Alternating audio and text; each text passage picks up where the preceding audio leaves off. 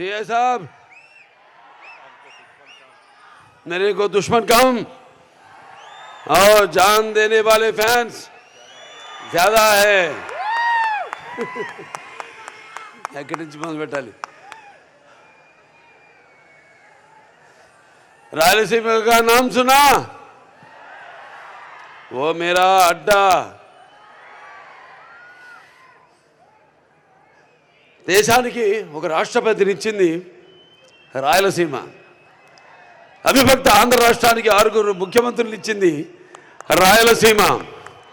తెలుగు జాతి కోసం పిడికిలి బిగించిన ఒక మహనీయుడిని గుండెల్లో పెట్టుకుంది రాయలసీమ. ప్రపంచ పటంలో మన ఆంధ్ర రాష్ట్రాన్ని విజనరీ చేసింది ఒక రాయలసీమ. ఇది రాయలసీమ కాదు, రాయలసీమ. सारे जहां से अच्छा हिंदू सीता हमारा, हम बुलबुले इसके ये गुल सीता हमारा. ఇవాళ సితారా ఎంటర్టైన్మెంట్స్ మా డాకు మహారాజ్ సినిమా యొక్క ఈ విజయోత్సవ సభకు విచ్చేసిన నా అభిమానులకి, రాయలసీమ నలుచెరుగుల నుంచి విచ్చేసిన ప్రేక్షక దేవుళ్లకు, అభిమానులకి, కళా పోషకులకు, కళా ప్రియులకు, అలాగే ఇక్కడ సభకు విచ్చేసిన నా సహచర శాసనసభ్యులైతేనేమి, మంత్రివర్యులు, శాసన మండలి సభ్యులు, వివిధ హోదాల్లో ఉన్న నా కుటుంబ సభ్యులందరికీ ముందుగా నా హృదయపూర్వక ఈ సినిమాని ఇంత విజయవంతం చేసినందుకు నా హృదయపూర్వక ధన్యవాదాలు తెలియజేసుకుంటున్నాను. పాత్రికేయులకు, ఎలక్ట్రానిక్ మీడియా, ప్రింట్ మీడియా వారికి అందరికీ కూడా నా కృతజ్ఞతలు తెలియజేసుకుంటున్నాను. డాకు మహారాజ్ అంటే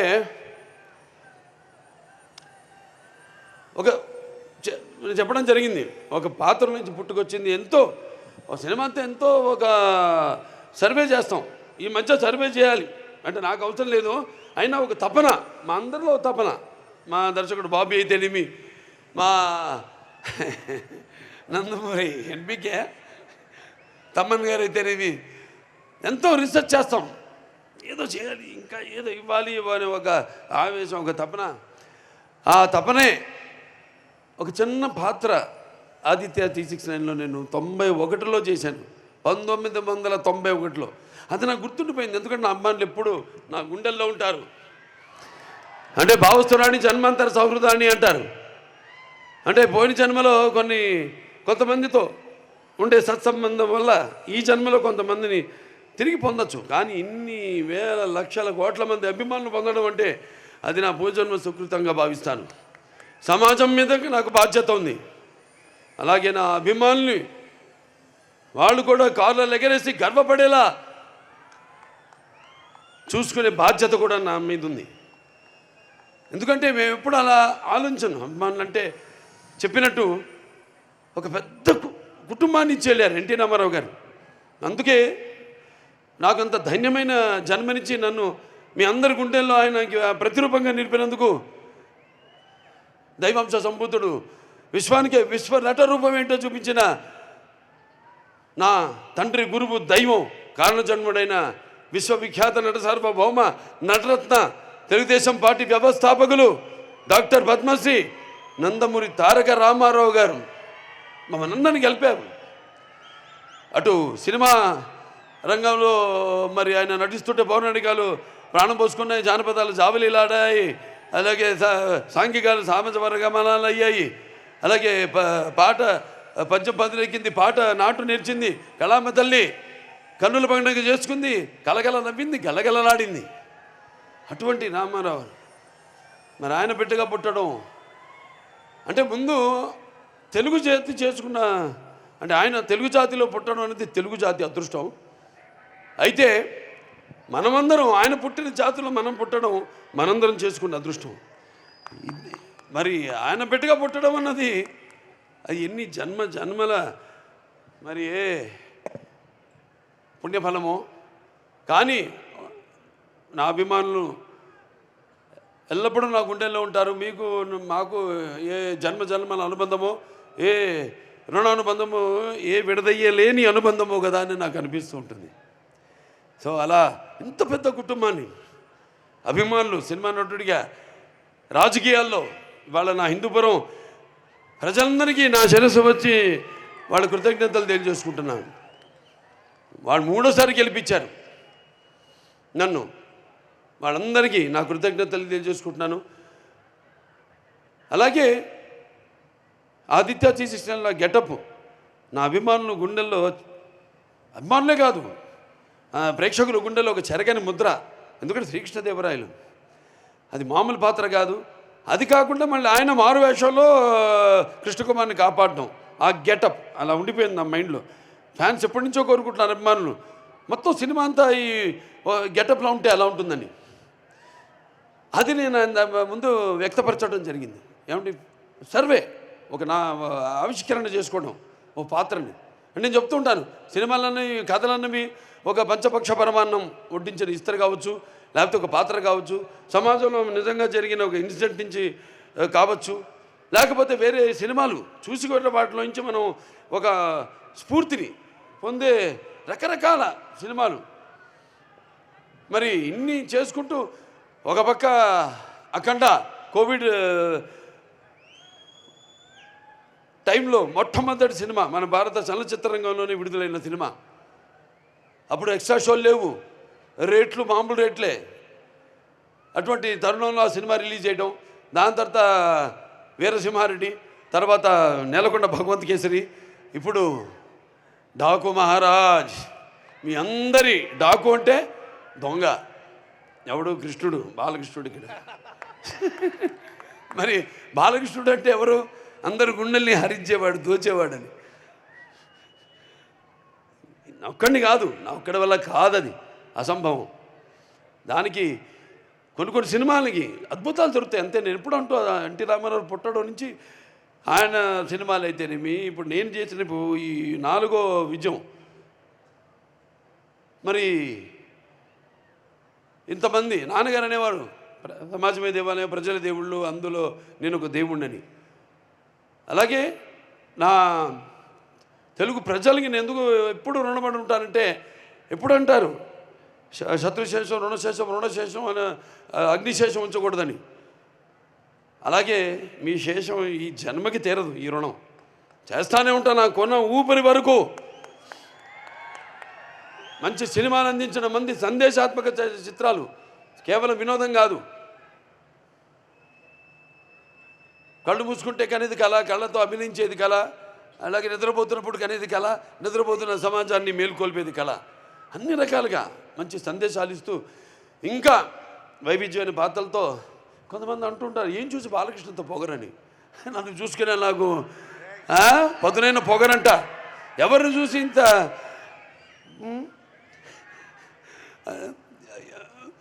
అంటే అన్నీ తెలుసా వీడికి అనుకుంటారు. నన్ను నేను తెలిసే కంటే గొప్ప విద్య లేదని ఒక సవాలుగా నిలబడతా. ఎవరు చూసుకుని అంత ధైర్యం అంటారు. నన్ను, నాలో ఉన్న మానవత్వ, నాలో ఉన్న వ్యక్తిత్వాన్ని చూసి మరి ఆ ధైర్యం అక్కడి నుంచే. నాలో ఉన్న వ్యక్తిత్వం అంటే ఒక పట్టుదల, కేవలం సినిమాలే కాదు, ఒక జీవితాన్ని కూడా ఏమిటో ఒక అర్థం చేసుకోవాలనే ఇంకొక తపన. అలాగే అభిమానులు ఉన్నారు, వాళ్ళే అసలు నిజమైన నా ప్రచారకర్తలు. నేను ఎప్పుడు పట్టించుకోను సినిమాలు కలెక్షన్స్ గురించి కానీ, రన్ గురించి కానీ, వేట్ల గురించి నేను ఎక్కువ పట్టించుకోను. కానీ వాళ్ళకి తెలుసు నా రికార్డ్స్ అన్నీ ఒరిజినల్ అని, నా కలెక్షన్స్ అన్నీ ఒరిజినల్ అని, నా అవార్డ్స్ అన్నీ ఒరిజినల్ అని, నా రివార్డ్స్ అన్నీ ఒరిజినల్ అని. అయినా ఇవాళ ఈ సినిమాలన్నీ కేవలం అట్లా మీకు నచ్చడమే కాకుండా అటు ఇండస్ట్రీకి కూడా ఒక అటు పరోక్షంగా ఎంతోమంది ఉన్నారు సినిమా మీద ఆధారపడి సినిమా ఇండస్ట్రీలో అటు ఎగ్జిబిటర్స్ అయితేనేమి, పంపిణీదారులు అయితేనేమి, సినిమాకు పనిచేస్తున్న వాళ్ళు అయితేనేమి, వాళ్ళందరూ కూడా వాళ్ళందరూ ఆనందంగా ఉండడమే నాకు కావాలి.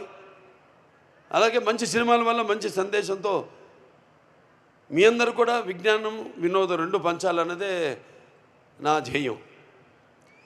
సరే, ఈ సినిమా మొదటి డైరెక్టర్ బాబీ కొల్లి, ఇది కథ కరెక్టే. సరే, వచ్చారు ఆయన, కలిశారు. ఒక ఫ్రెష్నెస్ కనిపించింది మామూలు చూసినప్పుడు. డైరెక్టర్ గారిని చెప్పినప్పుడు, మా నిర్మాత వంశీ గారు చెప్పినప్పుడు వచ్చారు, కలిశారు. వంశీ గారు కూడా ఎంతో అనుభవం ఉంది, ఎన్నో సినిమాలు తీశారు, ఎన్నో బ్యానర్లు ఉన్నాయని, హారిక సితారాని, ఇట్లా ఎన్నో సినిమాలు తీస్తూ ఎంతోమందిని బ్రతికిస్తున్నాడు ఆయన. ఎంతో మంచి సినిమాలు కూడా తీస్తున్నాడు ఆయన మరి బాబీ గారిని తీసుకొచ్చా అంటే ఏదో ఒక విషయం ఉంది. అంతేకాకుండా ముందుగా ఒక బాబీ బాలయ్యని ప్రేమించిన పీరుడులాగా నేను అన్నాను. మొత్తం పూర్తిగా చూసేశాడు.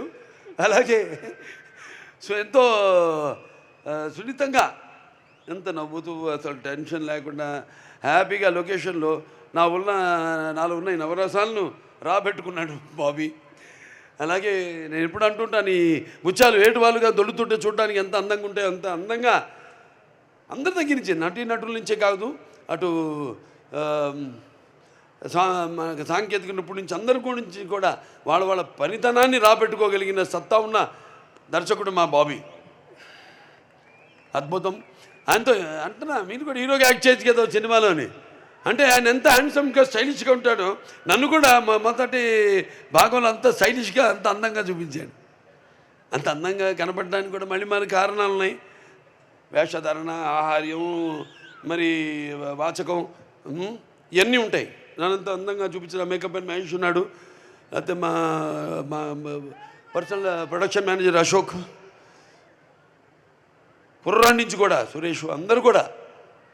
అంతే, నేను పొద్దున్న వెళ్ళిపోతాను, ముహూర్తాలు చూసుకుని వెళ్ళిపోతాను. ఆ టైంకి ఒక పక్క చలి, ఆ చలిలో వద్దరా మీరు అందరూ ఉంటుంది అక్కడ, నేను వెళ్ళిపోతాను. వెళ్ళిపోయి వాడు 10ంటికి షార్ట్ చెప్పారు, నేను రెడీ అవుతానంటే ఉండి టెన్షన్గా వాళ్ళు కూడా బయలుదేరి ముహూర్తాలు పెట్టేవాడిని. బయలుదేరి రండి చచ్చినట్టుకి, నేను బయలుదేరిన ముహూర్తాలకి వాళ్ళు బయలుదేరాలి, ఏం చేస్తారు అలా.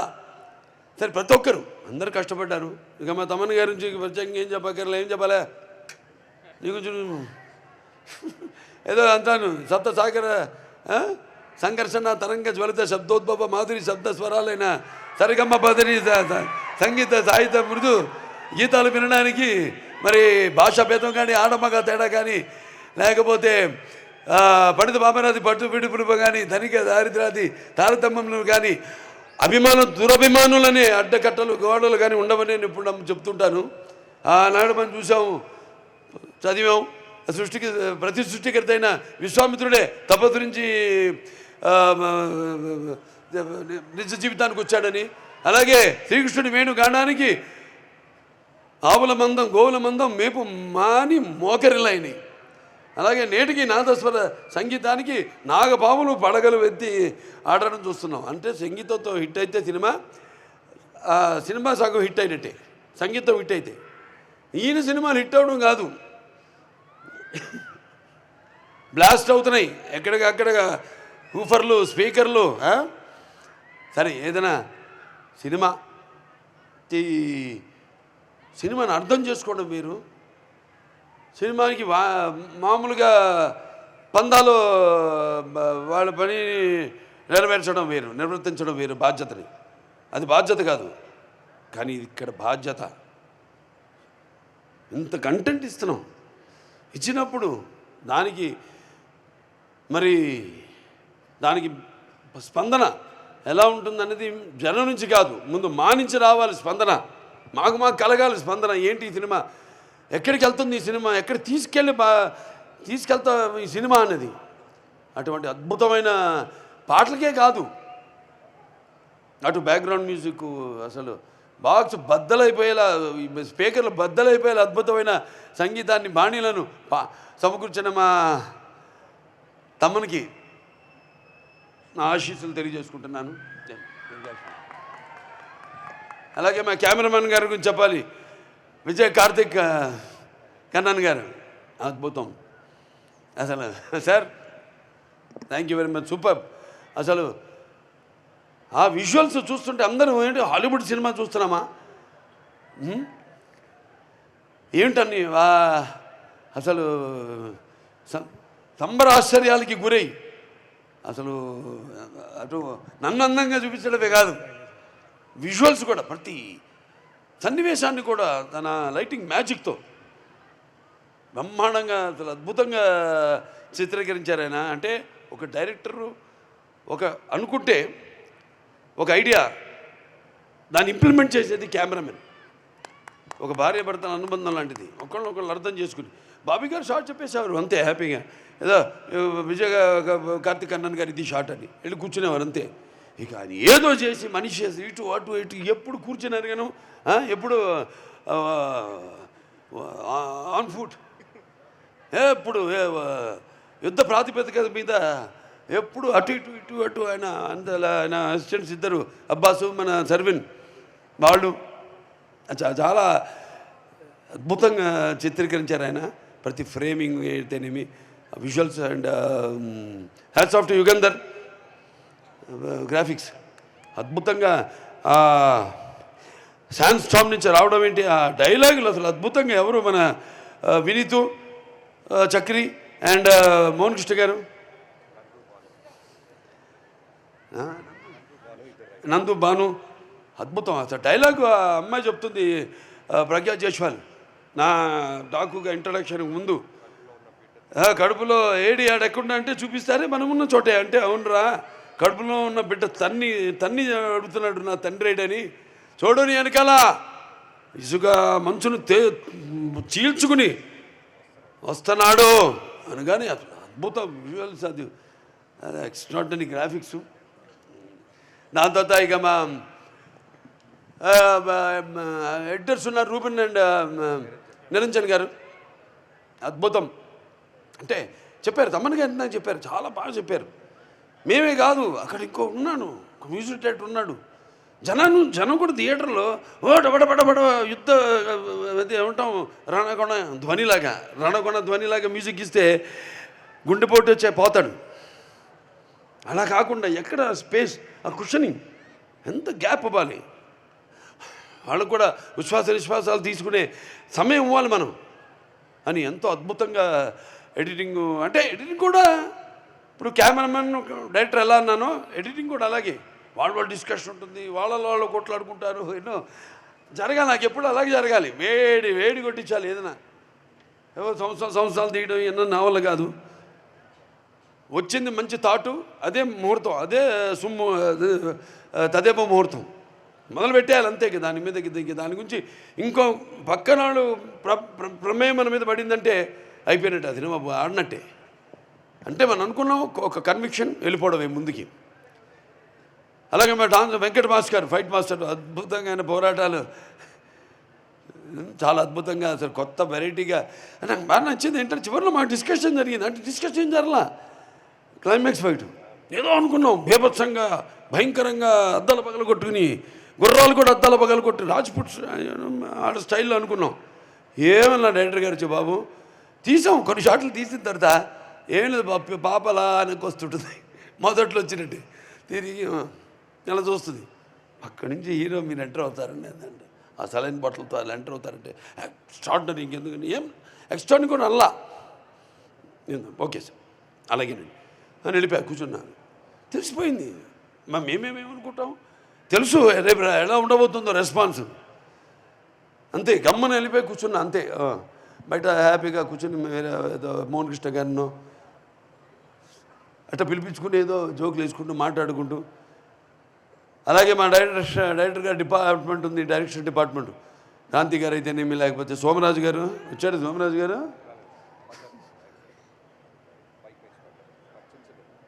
సోమరాజు గారు, అలాగే నాని గారు,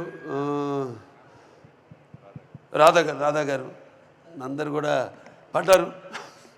సినిమా నేను ఆ పాత్రలో ఉన్నప్పుడు పాత్రలో ఉంటా, ఆ పాత్రకి రెండు ఉంటాయి, భయం ఉంటుంది, అది భయమో తెలియదు కానీ.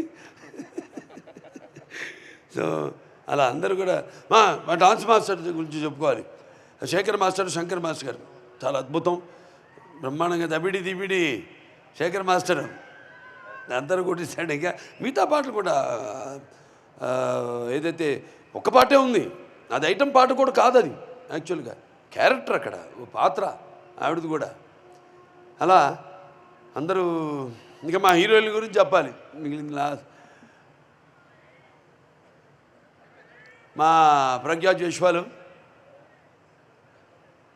చాలా అద్భుతంగా అఖండాలో నుంచి స్టార్ట్ అయింది మా యొక్క ప్రయాణం.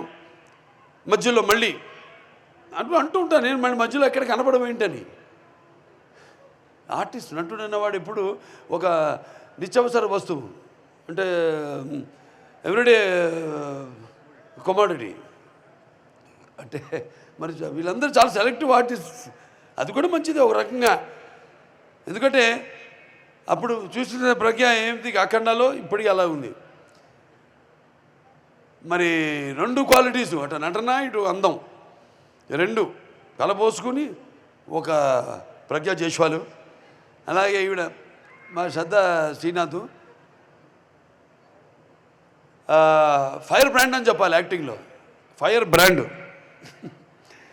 ఆవిడ పాత్రలు అలాగే వస్తాయి, ఆవిడ తగ్గట్టుగా ఆయనకు ఉన్న టాలెంటు, ఎమోషనల్ క్యారెక్టర్సు చాలా అద్భుతంగా. అసలు ఆ పాత్రను అంతే డైరెక్టర్ గారు చెప్పారు, సునామీ వచ్చేటప్పుడు అదే వచ్చే ముందు సముద్రం ఎలా ఉంటుంది నిశ్శబ్దంగా, అలా పాత్ర అంత నిశ్శబ్దంగా ఉండి ఎలా అసలు ఏ లెవెల్కి దానికంటే స్కైస్ ద లిమిట్ అంటాం,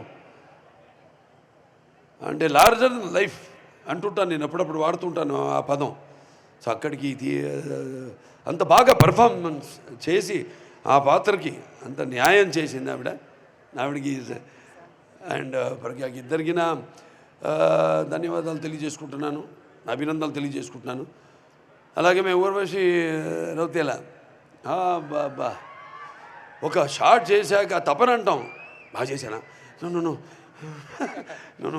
నువ్వు బాలాజీ ఇంకేంటంటే ఈసారి అడిగే ఉంటుంది డైరెక్టర్ కొడతాను నేను జాగ్రత్తకుండా, బాగా చేసా ఉంటున్నా కదా బాగుంది, ఇంకా ఇంతకంటే చెడగొట్టకు షార్ట్ నెమ్మ తల్లి అనేవాడిని.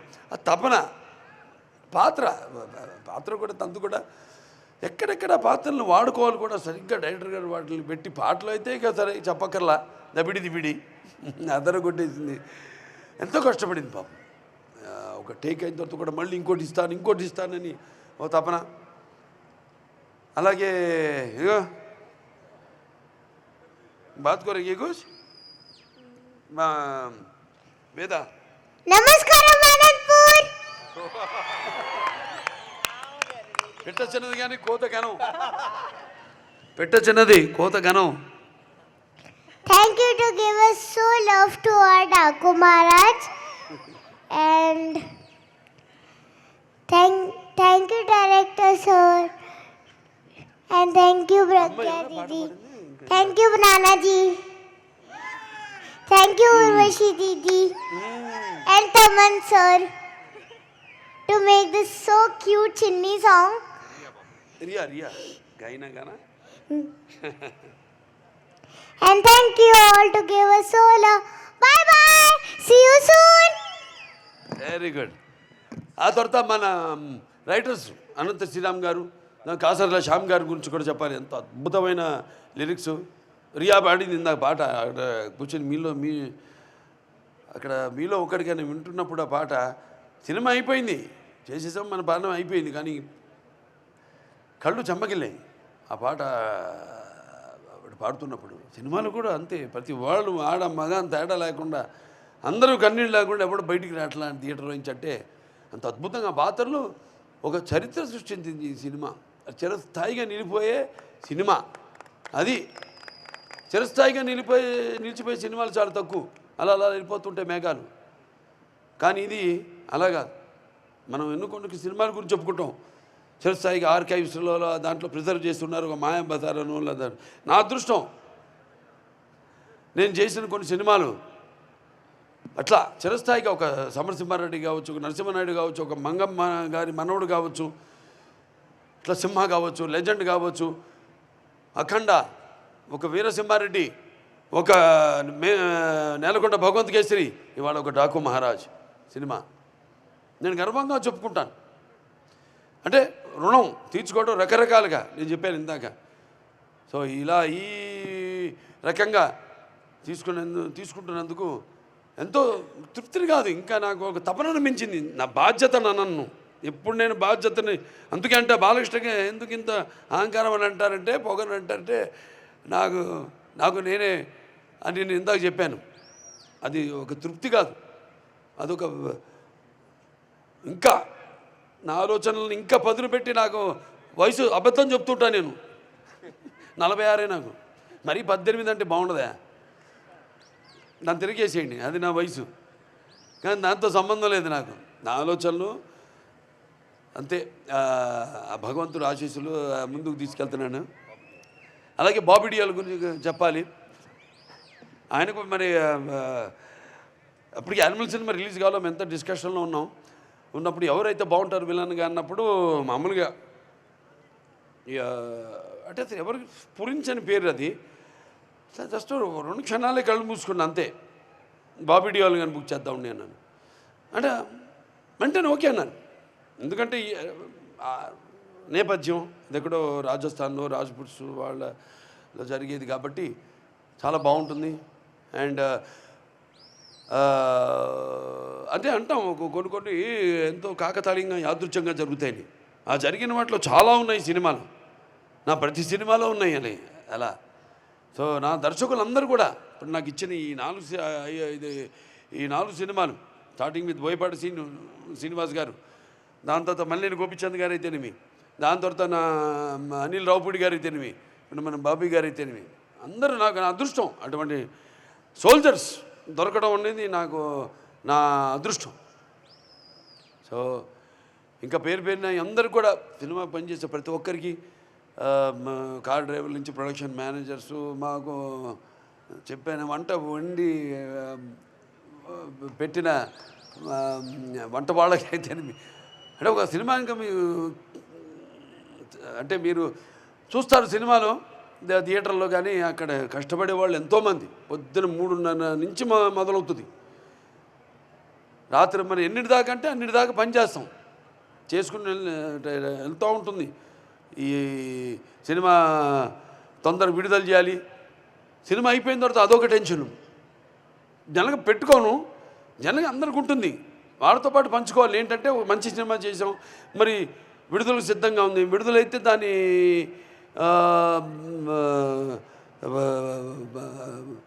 రెస్పాన్స్ ఎలా ఉంటుంది అని ఎదురు 1000 కళ్ళతో కళ్ళు కాయలు కాచేలా ఎదురు చూస్తున్న వాళ్ళందరూకి ఇటువంటి మంచి ఘన విజయాన్ని ఇచ్చిన ప్రేక్షక దేవుళ్ళందరికీ మళ్ళీ మా వెన్ను తట్టి ఇలాంటి మంచి సినిమాలు ఇవ్వండి అని మమ్మల్ని ప్రోత్సహించినందుకు మీ అందరికీ నా కృతజ్ఞతాభివందనాలు తెలియజేసుకుంటూ, మరొకసారి ముఖ్యంగా నా అభిమానులు మరొకసారి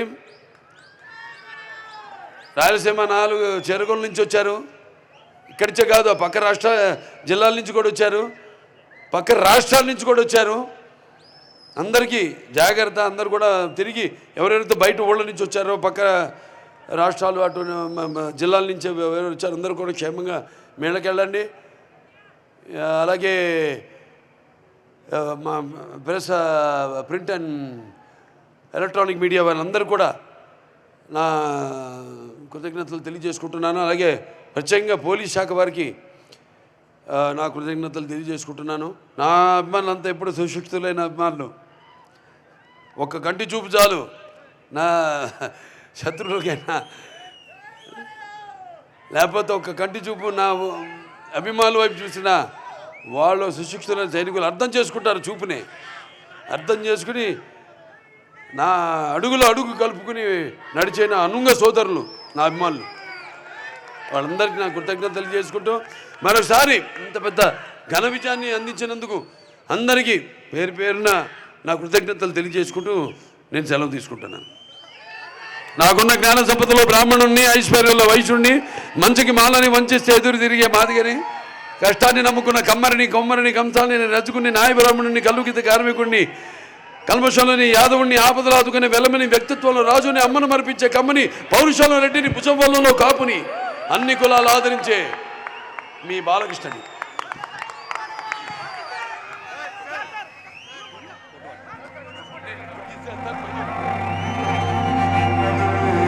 గ్రూప్ ఫోటో ప్లీజ్.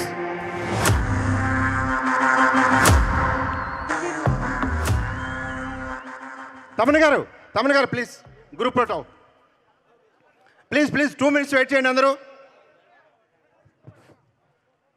మర్చిపోయాను చివరిగా జగన్ అనంతపూర్ ఎక్కడ గౌస్ మొయిద్దీన్ దండి. ఓకే ఒక్క నిమిషం ఆగాలి అందరూ. రమ్మ మీరు జరిగిన కృతజ్ఞతలు ఏం చెప్తున్నాము, కృతజ్ఞతలు కాదు. బాగా చేశారా?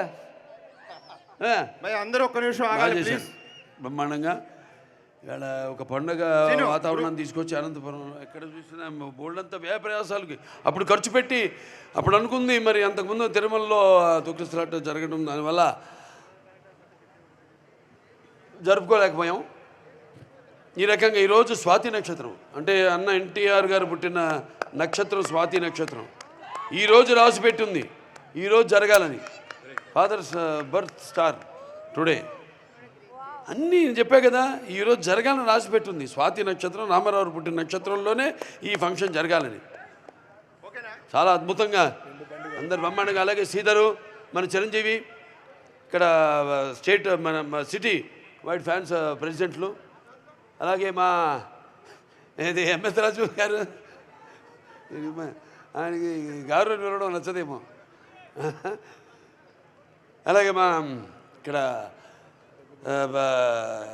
స్థానిక ఎమ్మెల్యే దగ్గుబాటి ప్రసాద్ గారికి, వెంకటేశ్వర ప్రసాద్ గారికి, ప్రసాద్ గారు ఆయనకి అందరికీ పేరు పేరు నా కష్టపడిన ప్రతి ఒక్కరికి. ఇక రాష్ట్రం ఒక బంగారు భవిష్యత్తు కోసం పాటుపడుతున్న నా సహచార ఎమ్మెల్యేలు ఎవరైతేనేమున్నారో వాళ్ళకి, నా హిందూపురం నుంచి కూడా వచ్చారు అందరు ఇక్కడికి. నా హిందూపురం నా ప్రజల ఎన్నో ఒక ప్రతినిధులు ఇవాళ వాళ్ళందరూ కూడా నా కృతజ్ఞతలు తెలుసుకుంటూ, అలాగే సురేంద్ర గారు కొమ్మినేని ఎక్కడ ఆయనేమో సురేంద్ర గారు కొమ్మినేంట్రా ఇక్కడి నుంచి ఏం చేయాలి, బాగా చేసాం ఇప్పుడు ఏంటి సురేంద్ర గారు? ఓకే కంగ్రాచులేషన్స్, బాగా చేసాం బాగా చేసాం ప్రసాద్ గారు. ఓకే ఇంకా శ్రేయాస్ మీడియా వాళ్ళు చాలా అద్భుతంగా చేశారు. మైక్స్ లైటింగ్ అయితేనేమి, మన సౌండ్ సిస్టమ్ అయితేనేమి ఎంతో అద్భుతంగా చేశారు. సో ఒక్కొక్క పేరు పేరున ప్రతి ఒక్కరికి, పోలీస్ శాఖ వారికి, మన ఎస్పీ గారికి ప్రత్యేకమైన కృతజ్ఞతలు తెలియజేసుకుంటూ నేను సెలవు తీసుకుంటున్నాను మరి.